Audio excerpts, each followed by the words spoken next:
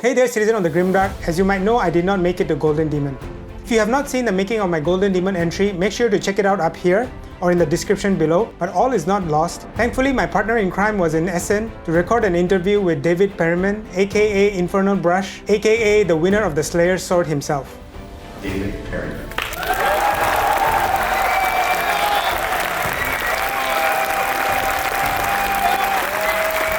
There will be a lot more interviews coming your way on the channel, so make sure you're subscribed. I hope you'll find this interview insightful and enjoy the new intro. See you soon.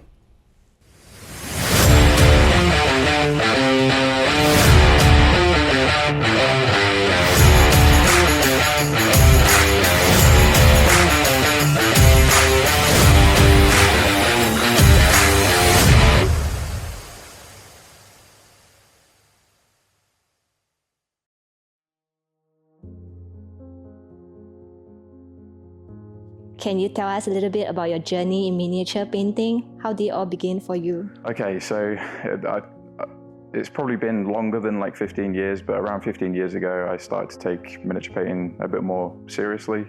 And I started off kind of doing commission work, and then I went on to paint for Games Workshop themselves. And I did some box art for them over about 9 years or so.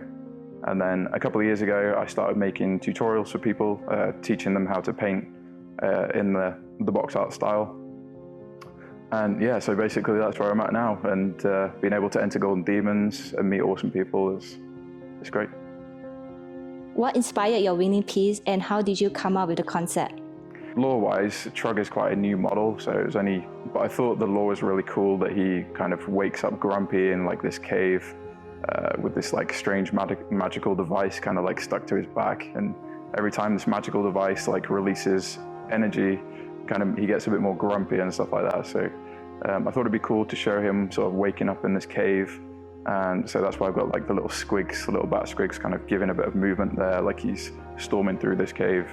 And then there's like a waterfall with some fish at the front, and yeah, basically I just wanted to make a really interesting piece that would kind of lead your eye around it. Yeah, that was basically the whole idea. What were the biggest challenges you faced while creating your model? Okay, so there was quite a few challenges with this one where, so Trug himself is in one piece for the most part, apart from the head.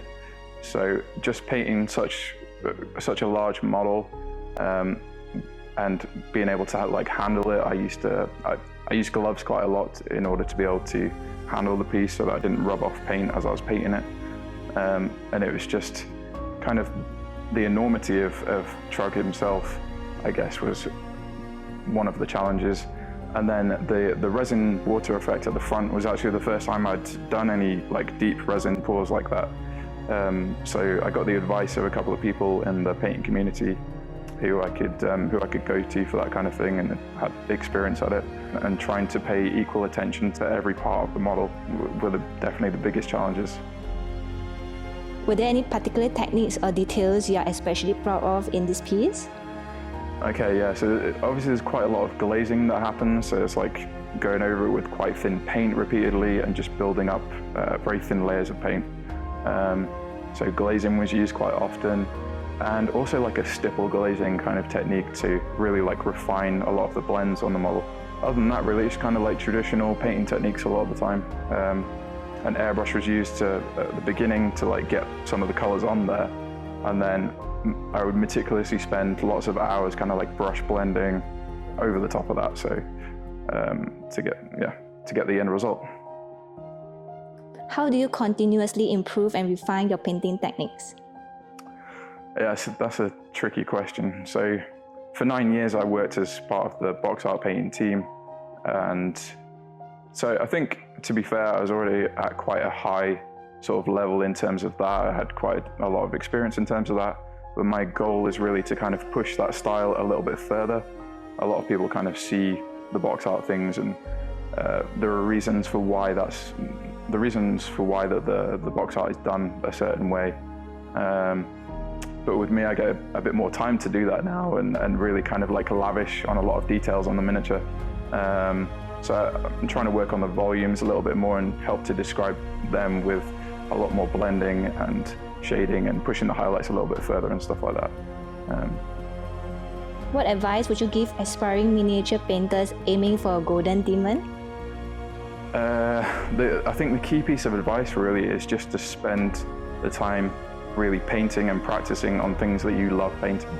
So pick miniatures that you really love painting, and because you'll be more motivated to work on those anyway, right? Yeah, paint what you love, basically. That's very simple. What's next for you? Any future projects or goals you're excited about? I don't know. That's a real tough question, to be honest, because the pressure is always try to outdo the previous thing that you've done, right? So I'm not sure how I'll possibly outdo this, to be honest. I wasn't quite expecting it. Yeah, I don't know. Like, I'm always kind of drawn a little bit more towards like AOS, like large monsters and that kind of thing. My previous large entry was a pair of Mangler squigs. So I'm kind of like drawn towards big monsters, right? But they also take a lot of time and dedication to get them done to a good standard for a competition. And yeah, we'll see. Great, congratulations. Thank you. We are really grateful you took this interview. Thank you. Thank you.